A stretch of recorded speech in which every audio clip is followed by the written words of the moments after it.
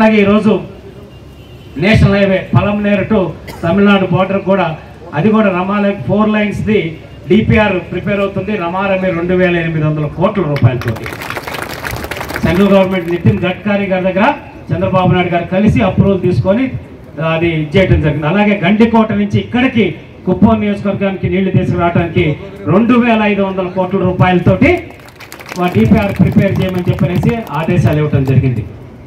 ఎంత డబ్బు ఈ నియోజకవర్గ ప్రజలు మీకు మీ బిడ్డల భవిష్యత్తు బాగుండాలని చంద్రబాబు నాయుడు గారు వెనక్క ముందు ఆలోచించకుండా మా నియోజకవర్గ ప్రజలు బాగుండాలి, నన్ను 8 సంవత్సరాలుగా ఆదరిస్తున్న ప్రజలు బాగుండాలని చేస్తున్న విషయాన్ని ఇక్కడ ఉన్న ప్రతి ఒక్కరూ గుర్తుపెట్టుకోవాల్సిన అంశం ఉంది. ఈ అంశాన్ని ప్రతి అంశాన్ని గ్రామంలో అందరి దృష్టికి తీసుకెళ్లాల్సిన అవసరం ఉంది. ఇది మన అంతర్గత వేదిక కాబట్టి నేను ఓపెన్ ప్లాట్ఫామ్ కాబట్టి కొన్ని అంశాలు మాట్లాడలేం.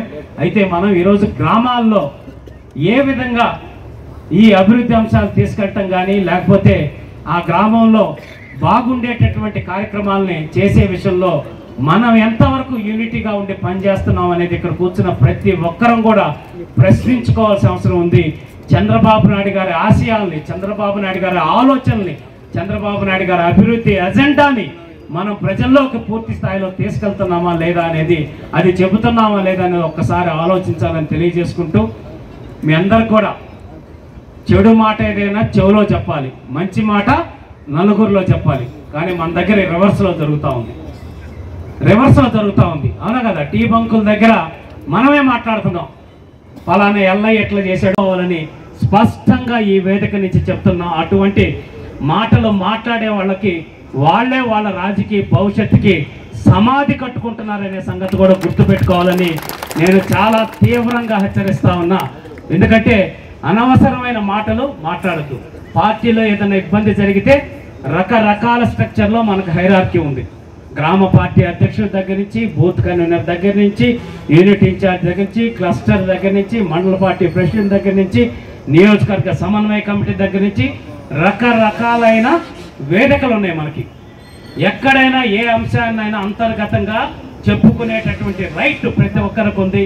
ఏ స్థాయిలో ఉండే వ్యక్తులకు ఆ వ్యక్తులు మీరు మీ అభిప్రాయాల్ని, మీకు తెలిసిన అంశాలని మా దృష్టి కంటే ఏ స్థాయిలో కింద స్థాయిలో పరిష్కరించగలిగితే అక్కడ, లేకపోతే తర్వాత మండల స్థాయి, లేకపోతే నియోజకవర్గ స్థాయిలో మేము కూడా కరెక్ట్ చేయకపోతే చంద్రబాబు నాయుడు గారి దగ్గరికి వెళ్ళైనా సరే చేసేటటువంటి హక్కు మీకుంది.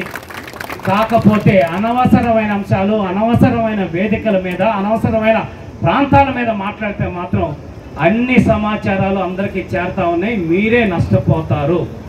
పార్టీ గురించి లేకపోతే పార్టీలో అనవసరమైన అంశాల గురించి మాట్లాడితే అనవసరంగా అందరం ఇబ్బంది పడతారనే అంశాన్ని గుర్తు చేసుకుంటూ, ప్రతి కార్యకర్తకి ఎలక్షన్ కోసం చంద్రబాబు నాయుడు గారి కోసం పనిచేసిన ప్రతి కార్యకర్తకి న్యాయం చేసేదానికి మేము ఇక్కడ కంకణ బద్దులై ఉన్నాం.